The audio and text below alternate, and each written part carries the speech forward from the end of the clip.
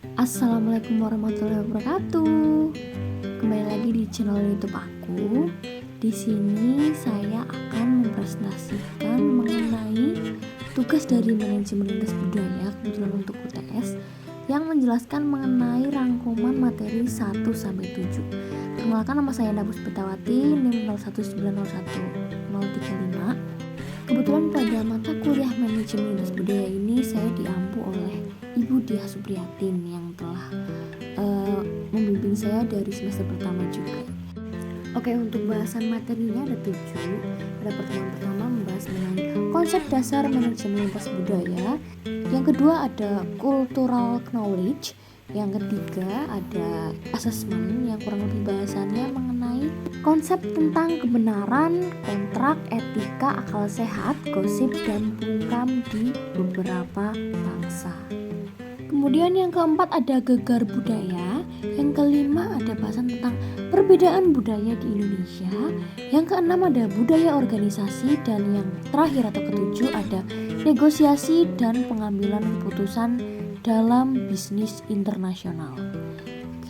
Materinya hebat banget ya kali ini. Lanjut saja kita bahas mengenai bahasan materi yang pertama tentang konsep dasar manajemen lintas budaya. Oke, sebelumnya teman-teman tahu nggak sih apa itu budaya? Dalam bahasa Latin, kata budaya berasal dari kata kuler yang artinya mengolah atau mengerjakan. Dalam bahasa Inggris, kultur yang artinya budaya. Dalam KBBI atau Kamus Besar Bahasa Indonesia, budaya diartikan sebagai adat istiadat, akal, pikiran, maupun budi. Kata budaya lebih merujuk pada pola pikir seorang manusia. Segala hal tersebut berkaitan dengan bahasa atau metode komunikasi, kebiasaan yang terjadi di lingkungan atau biasa disebut dengan adat istiadat. Nah, kemudian apa sih manajemen lintas budaya itu? Manajemen lintas budaya adalah ilmu yang berusaha untuk memahami bagaimana budaya nasional mempengaruhi praktek manajemen, mengidentifikasi persamaan dan perbedaan lintas budaya dalam praktek manajemen dan berbagai konteks organisasi, serta meningkatkan efektivitas dalam manajemen global. Nah, hal ini perlu dipahami agar masing-masing perusahaan di berbagai negara dapat memahami dan saling bertukar informasi tentang manajemen di perusahaan pada negaranya tersebut. Oke, selanjutnya kita bahas mengapa budaya itu sangat penting. Di sini saya akan menjelaskan 2 alasan mengapa budaya itu sangat penting.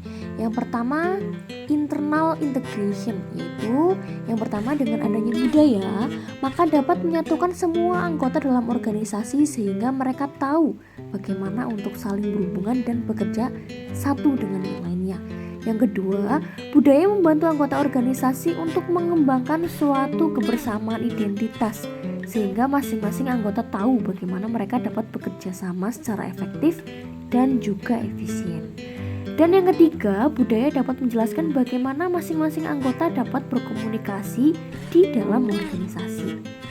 Kemudian ada juga external adaptation, yaitu yang pertama, budaya dapat membantu organisasi untuk beradaptasi terhadap lingkungan luar organisasi. Budaya dapat menjelaskan bagaimana suatu organisasi mempersatukan tujuan dan mencapai kesepakatan dengan pihak luar. Yang kedua, nilai-nilai budaya yang benar dapat membantu organisasi untuk menanggapi respon dengan cepat terhadap kebutuhan konsumen atau mengurangi persaingan dengan pihak luar. Sedangkan yang ketiga, budaya mengikat karyawan untuk bersama dan bersatu membuat komunitas organisasi bersama daripada hanya kumpulan organisasi yang bersifat individu. Ini untuk membuat komunitas organisasi secara bersama-sama gitu. Kemudian yang selanjutnya ada bidang-bidang. Di sini ada 4 macam ya. Yang pertama ada budaya adaptasi atau adaptation culture. Ditandai oleh keadaan yang tidak stabil dengan perhatian strategi yang fokus pada kegiatan eksternal, kegiatan di luar-luar gitu. Orang-orang dalam institusi diarahkan agar dapat mendukung kapasitas organisasi untuk menangkap tanda-tanda dan menafsirkan tindakan terhadap perubahan lingkungan. Institusi yang menganut budaya ini memerlukan respon yang segera untuk menyesuaikan diri dengan perubahan lingkungan seperti itu. Kemudian yang kedua ada achievement culture. Ini ditandai oleh keadaan lingkungan yang relatif stabil. Orang-orang di luar organisasi diperhatikan untuk menyebarkan visi dan misi organisasi kepada halayak umum seperti itu. Visi tersebut memberikan arti bagi para anggota dengan mendefinisikan secara jelas perannya dalam organisasi. Orang-orang dalam organisasi percaya bahwa tujuan perusahaan adalah untuk melayani orang. Yang ketiga ada clan culture.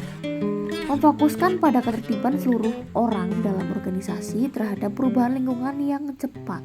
Organisasi membangkitkan inisiatif pada karyawan agar terlibat dalam kebersamaan melalui rasa tanggung jawab dan rasa memiliki, juga komitmen yang tinggi terhadap organisasi. Umumnya, organisasi mengizinkan karyawan bekerja tanpa jam kerja rutin sehingga karyawan bisa mengatur sendiri jadwalnya. Rasa kepemilikan dikembangkan melalui profit sharing atau gain sharing. Ini clan culture gitu ya. Kemudian bureaucratic culture dikembangkan dalam keadaan lingkungan yang stabil. Perusahaan memfokuskan strateginya ke arah internal.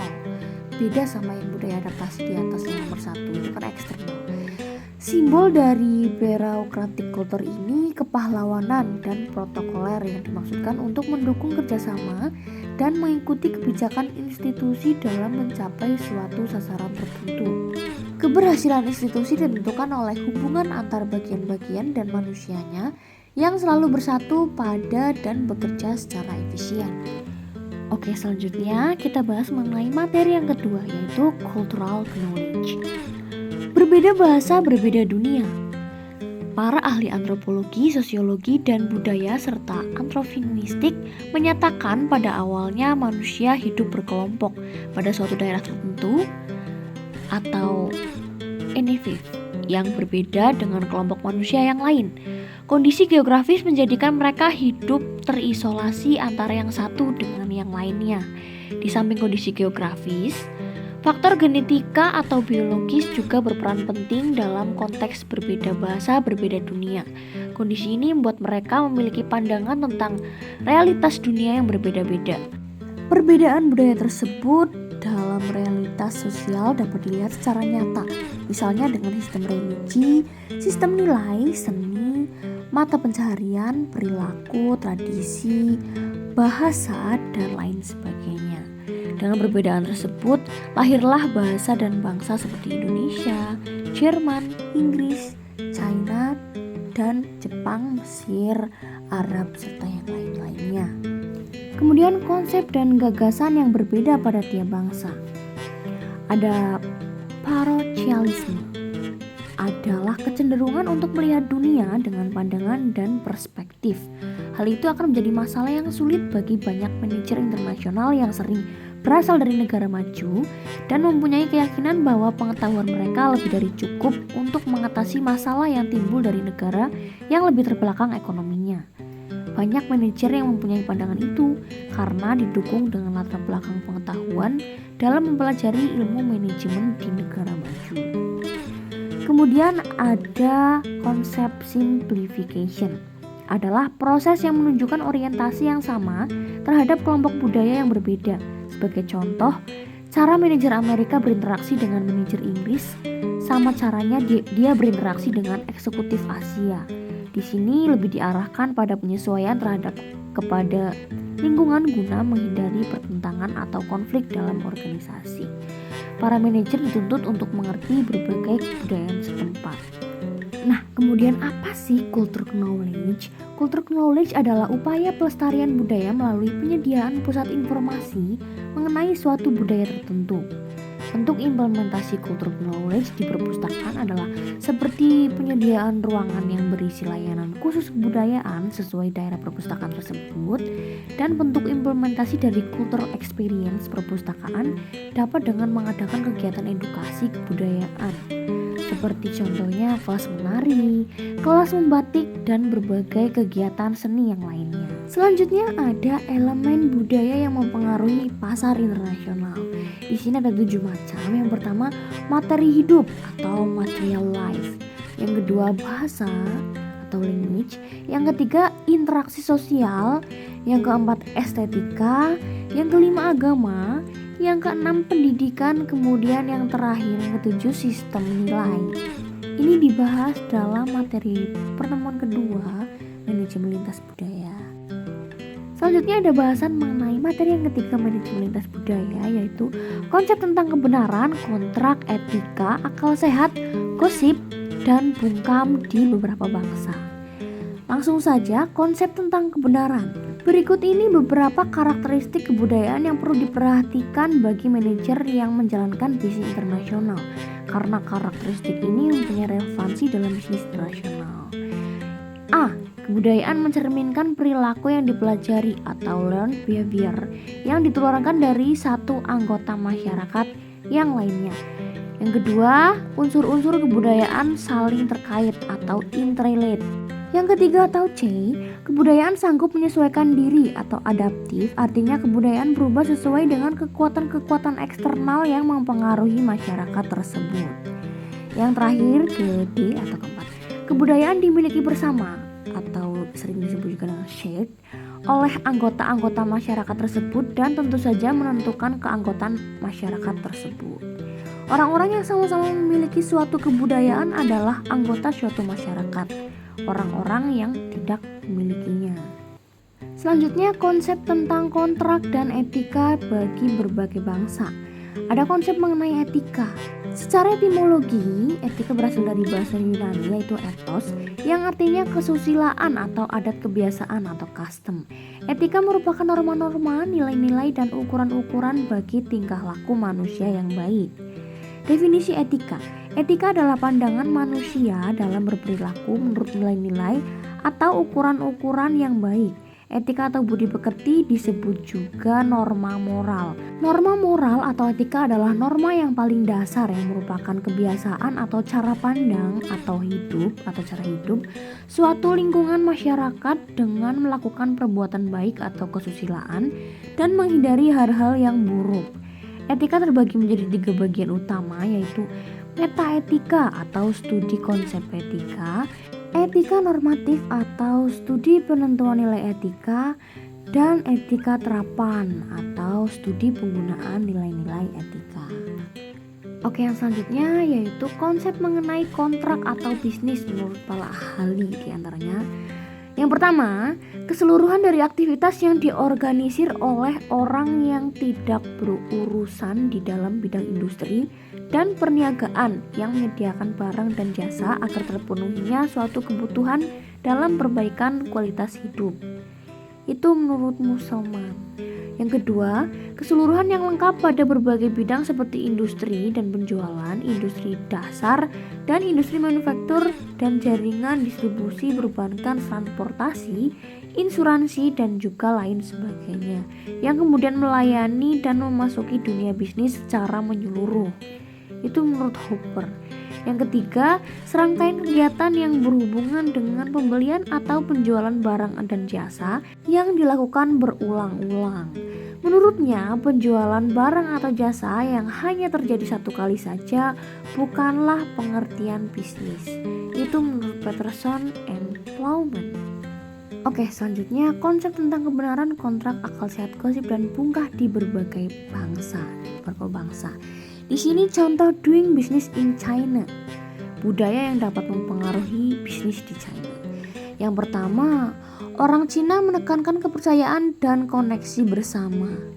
Yang kedua, pertemuan bisnis biasanya dimulai dengan minum teh dan percakapan umum tentang perjalanan tamu, penginapan, dan keluarga. Biasanya tuan rumah telah diberikan informasi tentang latar belakang tamu. Yang ketiga, jika pertemuan sudah ingin dimulai, tuan rumah akan memberikan tanda. Demikian juga jika pertemuan sudah selesai. Kemudian yang keempat, jika orang Cina telah menentukan siapa yang terbaik, mereka cenderung berpegang pada keputusannya. Oleh karena itu, mereka lamban dalam merencanakan tindakan. Tetapi jika sudah dimulai, mereka akan membuat suatu kemajuan yang cukup baik. Kemudian yang kelima, dalam negosiasi, asas timbal balik itu penting. Jika orang Cina memberikan kesempatan, mereka juga mengharapkan balasannya. Yang terakhir, karena negosiasi dapat membuat mereka kehilangan muka, maka orang Cina biasanya menggunakan perantara untuk mengemukakan idenya tanpa merasa malu. Kemudian doing business in Rusia. Ini ada yang pertama, berusaha membangun hubungan pribadi dengan partner bisnis. Kontrak bisnis dan hukum tidak seperti yang berlaku di negara barat. Jika terjadi perselisihan, tidak terdapat perlindungan yang cukup untuk pihak yang dirugikan karena memerlukan waktu dan usaha membawa ke pengadilan.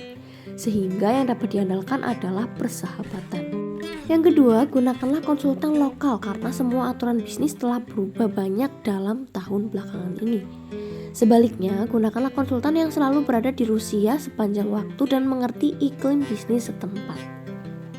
Yang ketiga, perhatikan etika bisnis. Etika bisnis di Amerika tidak selalu sama dengan etika bisnis yang di Rusia. Sebagai contoh, di Rusia sudah merupakan tradisi untuk memberikan hadiah kepada rekan bisnisnya, sedangkan di Amerika hal itu merupakan penyukukan. Kemudian yang keempat, bersabarlah. Jika ingin mengerjakan sesuatu di Rusia, akan memakan waktu berbulan-bulan. Orang yang biasanya mengerjakan sesuatu dengan tergesa-gesa biasanya mengalami kekecewaan. Yang terakhir, tekankan pada eksklusivitas. Orang Rusia biasanya menyukai pertemuan eksklusif dan biasanya bernegosiasi dengan banyak perusahaan sebelum memutuskan salah satunya. Kemudian ada juga doing business in India.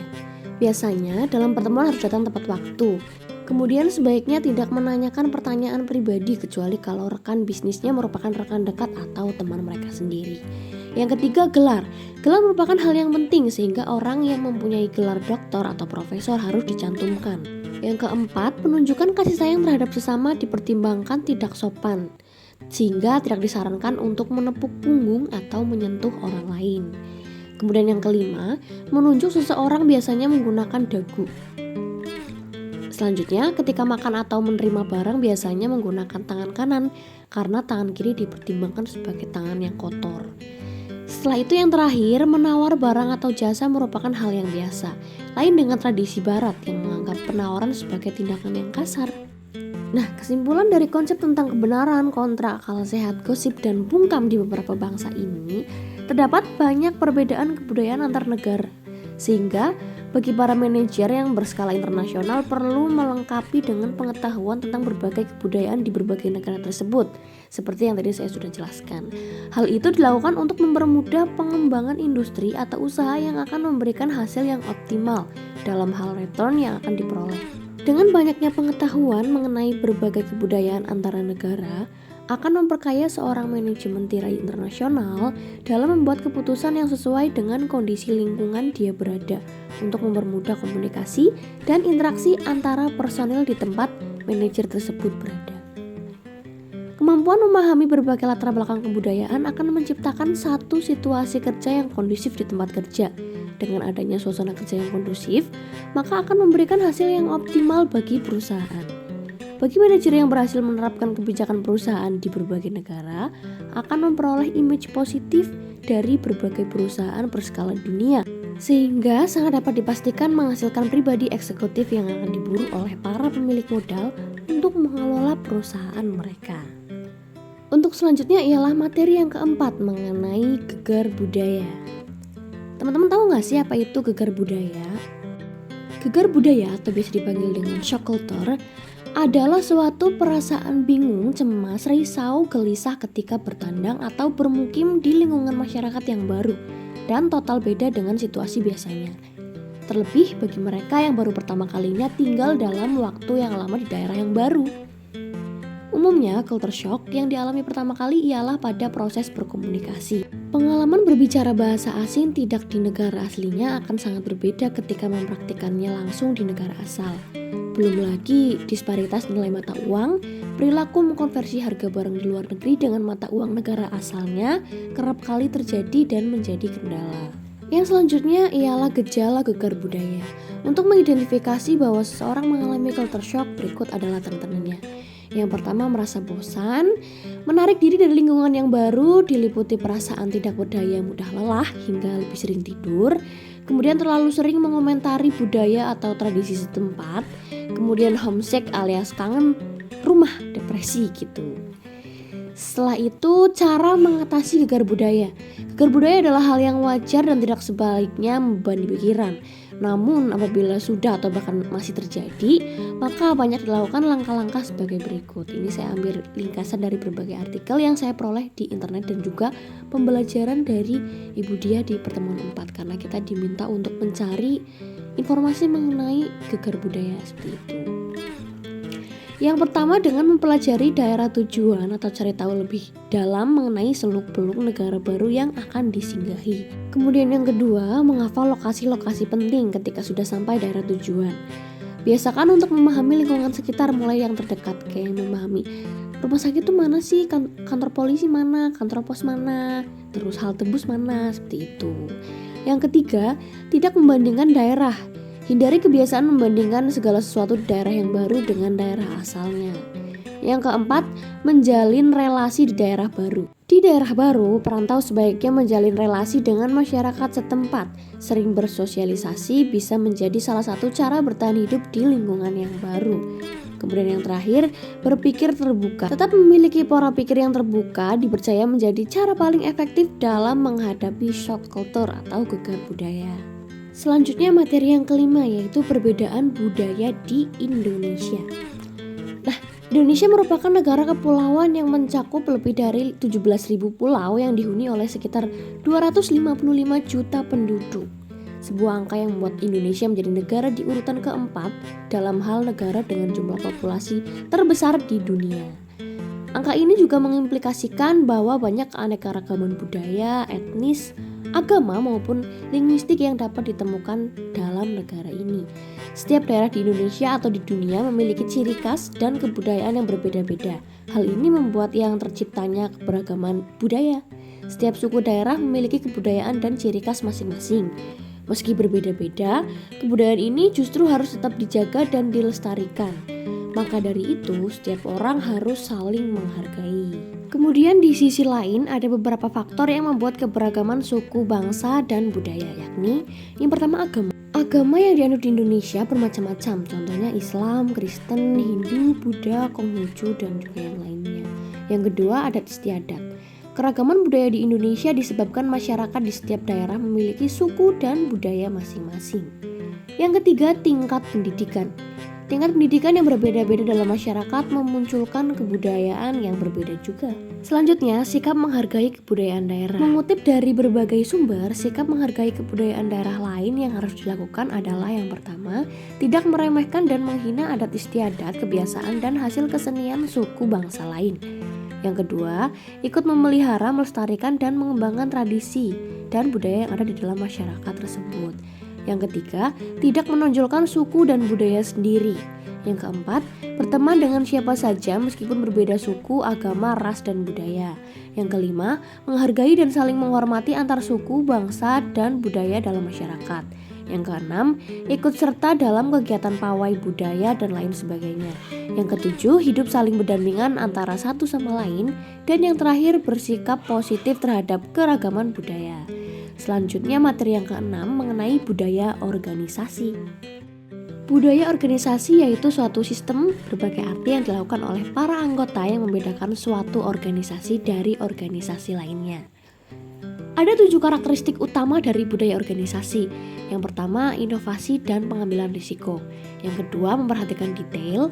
Yang ketiga, orientasi pada hasil. Yang keempat, orientasi pada orang. Yang kelima, orientasi pada tim. Yang keenam, keagresifan. Yang ketujuh, stabilitas. Selanjutnya, tingkat budaya organisasi. Ada 3 macam. Yang pertama, budaya organisasi yang tampak atau visible. Contohnya cara berpakaian, simbol-simbol fisik, perayaan atau seremonial, dan tata ruang kantor. Yang kedua, budaya organisasi yang tidak tampak atau invisible. Contohnya disiplin dan makna prestasi. Yang ketiga, keyakinan yang paling dalam atau asumsi-asumsi yang tersembunyi. Contohnya adanya keyakinan bahwa atasan tidak pernah salah, anak buah selalu benar, atau konsumen adalah raja. Selanjutnya, budaya kuat versus budaya lemah. Ini perbedaannya ya. Budaya yang kuat itu suatu budaya yang nilai luhur secara insentif dianut dan disebarkan secara luas. Misalnya dalam menanggapi survei manajemen, jika sebagian para pekerja memiliki opini yang sama mengenai misi dan nilai-nilai organisasi. Kemudian kalau budaya yang lemah, sebaliknya, dalam menanggapi survei manajemen, para pekerja memiliki opini yang besar atau opini yang sangat besar variasinya. Kemudian selanjutnya menciptakan budaya organisasi yang beretika. Cara para manajer menciptakan budaya organisasi yang beretika dengan mengikuti beberapa prinsip, antara lain yang pertama, menjadi panutan yang terlihat. Yang kedua, mengkomunikasikan ekspektasi yang beretika. Yang ketiga, menyediakan pelatihan yang beretika. Yang keempat, pemberian imbalan atas tindakan beretika yang tampak dan memberikan hukuman atas tindakan yang tidak beretika. Kemudian yang kelima, menyediakan mekanisme perlindungan. Setelah itu menciptakan budaya organisasi yang positif. Tadi kan yang beretika, sekarang yang positif. Organisasi budaya yang positif merupakan suatu budaya yang menekankan pada yang pertama, membangun kekuatan pekerja. Yang kedua, memberikan imbalan yang lebih daripada memberikan hukuman. Yang ketiga, menekankan pada vitalitas dan pertumbuhan dari individu. Setelah itu, budaya versus formalitas. Formalitas yang tinggi akan menciptakan prediktabilitas, ketertiban, dan konsistensi. Dan suatu budaya yang kuat akan mencapai tujuan akhir yang sama tanpa kebutuhan akan dokumentasi. Maka, formalisasi dan budaya adalah dua hal yang berbeda menuju pada tujuan yang sama. Oke, selanjutnya materi yang terakhir yaitu negosiasi dan pengambilan keputusan dalam bisnis internasional. Ini merupakan materi yang ketujuh. Apa sih negosiasi? Negosiasi adalah salah satu hal yang umum dilakukan dalam dunia profesional. Entah Anda melakukan negosiasi harga dengan supplier Anda, melakukan negosiasi dengan atasan Anda mengenai bagaimana sebuah pekerjaan dilakukan dan kapan pekerjaan itu harus dilakukan. Itu termasuk negosiasi. Kemudian apa saja sih proses-proses dalam negosiasi? Prosesnya ini ada 5 macam. Yang pertama, persiapan dan perencanaan. Yang kedua, mendefinisikan aturan-aturan pokok. Yang ketiga, klarifikasi dan justifikasi. Yang keempat, penawaran dan pemecahan masalah. Yang kelima, menutup negosiasi dan implementasi. Buat teman-teman yang mengetahui detail mengenai apa saja sih penjelasan proses-proses dalam melakukan negosiasi, ini dapat bersama-sama kita buka dalam materi pertemuan ketujuh yang dijelaskan oleh Bu Diah dalam Word gitu ya. Itu ada penjelasan secara lengkap bagaimana sih proses-proses dalam melakukan negosiasi. Untuk selanjutnya, saya akan membacakan mengenai kesimpulan dari materi yang saya baca di pertemuan 7 kali ini. Berdasarkan pemaparan, kita dapat menyimpulkan bahwa budaya memegang peranan penting dalam suatu negosiasi, apalagi negosiasi yang terjadi lintas budaya dan lintas negara. Priut mencatat bahwa negosiasi yang mempertemukan dua kepentingan yang berbeda ini bisa jadi menemukan titik temu yang win-win solution atau integratif dan win-loss solution atau distributif, atau juga sama sekali tidak menemukan kesepakatan. Berhasil atau tidaknya proses negosiasi ini ditentukan oleh perbedaan budaya antara pihak-pihak yang terlibat dalam negosiasi. Sebagaimana disebutkan oleh Hofstede, power distance, masculinity femininity, uncertainty avoidance, dan individualis kolektivis akan menjadi penentu keberhasilan dalam proses negosiasi budaya. Untuk jelasnya teman-teman bisa buka dalam materi pertemuan 7 kali ini. Ya, mungkin sekian dari presentasi saya, dari penjelasan yang saya paparkan dari materi pertemuan 1-7. Apabila ada salah kata, salah dalam kekurangan penjelasan materi dan juga detailnya, kita bisa sama-sama buka dalam materi yang telah dijelaskan oleh Ibu Diah. Mungkin sekian yang dapat saya sampaikan. Terima kasih juga saya berikan kepada Bu Diah yang telah memberikan UTS dan juga tugas kali ini untuk memaparkan mengenai materi 1-7. Jadi kita bisa bersama-sama belajar dari apa yang telah dibahas sebelumnya. Wassalamualaikum warahmatullahi wabarakatuh.